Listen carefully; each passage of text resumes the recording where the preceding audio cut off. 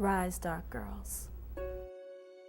I can remember being in the bathtub asking my mom to put bleach in the water so that my skin would be lighter.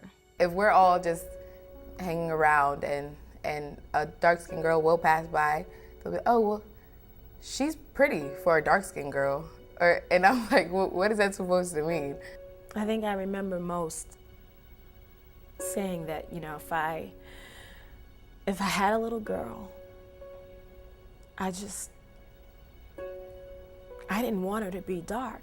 I am sitting here with filmmaker and actor extraordinaire Bill Duke, here in town to premiere his documentary that he co-directed with Chann titled Dark Girls. Bill, give us an overview. Well, first of all, thank you for having us. Dark Girls is a documentary that deals with colorism in our own race.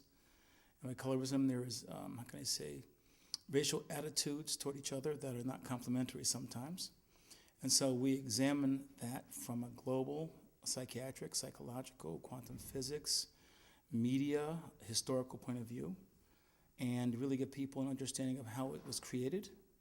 And they look at the film and they decide whether or not they want to, change their opinions and their ways of dealing with their children about this. And so we made the film because we wanted to give the voices a voice. This issue is age old, and it has been debilitating for many in our community. Tonight, we are here to shed light on that and to hopefully celebrate from the messages in your film.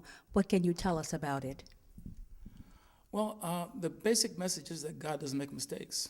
I mean, people tell you you're not pretty enough, you're too dark, too light, don't have the right hair, got to get some skin bleach, whatever it is. And we're saying that God doesn't make mistakes, and those things are told to you so that you are to buy products to move you toward some kind of image that is not you. And in media, there's two sins. There's a sin of commission, where I say you're ugly, you're stupid, whatever it is. And then there's a sin of omission, which is more subtle but a little more insidious. Wherever there's anything of beauty, anything of value, you're not there, you don't exist. And so as a result, young children subliminally understand that if there's something beautiful and it doesn't look like me, then I must not be that. And we want to reverse that message. Films in general have a major impact on our images. Clearly, the color of our skin has had a deep impact as well. You have been in the film industry for decades. What do you see this film doing in the community, in the Hollywood industry, to illuminate and bring greater awareness? Well, we're not psychiatrists or, we're just filmmakers, and we can't force anybody to do anything, whether it's Hollywood or black people generally. But our hope is that there will be some rethinking of the responsibility in terms of parents, people in media, in terms of they're setting standards of beauty that are kind of antithetical to darker complected people. And this is global. We just came back from Antigua. One of the major selling products in Antigua in terms of cosmetics is skin bleach. And skin bleach is a multi-billion-dollar business a year globally. India, Korea, Africa, Asia, Brazil, the United States of America. It's all over the place. And so we're simply saying there's a reason for that I want to change the way I look. The way God created me is not enough. I don't really like dark-skinned women. They look funny beside me. This is Sandra Varner, and I am sitting here with longtime friend Chann, the co-director of the much talked about documentary, Dark Girls. Chann, in your own words, tell us about this project and what led you to it. Well, it started with Bill. Bill had a concept to talk about, doing another documentary. And he called me. He was driving in LA. I was at my house. I was working on some music. And he said, what about doing a documentary on dark women? And I thought about it for like a half a second. I said, yeah, I can do that.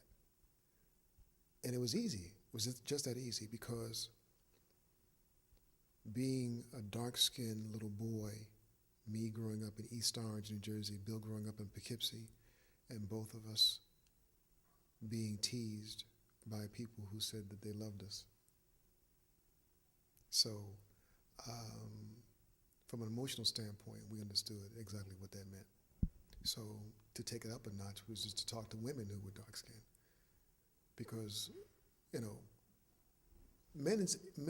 being dark-skinned men is a whole different thing from being dark-skinned as a woman, I think. One of the most popular products in the third world is skin whitening cream, which gives us a little bit of an idea of how people's perceptions of themselves. I mean, we're talking here about regions of the world where the overwhelming majority are not white. We are at the Oakland, California premiere, where the Paramount Theater is packed out. There are lines wrapped around the corner. And people are here because they are curious at best. It really isn't. The deeper thing is that all women are dark girls at one point in their lives.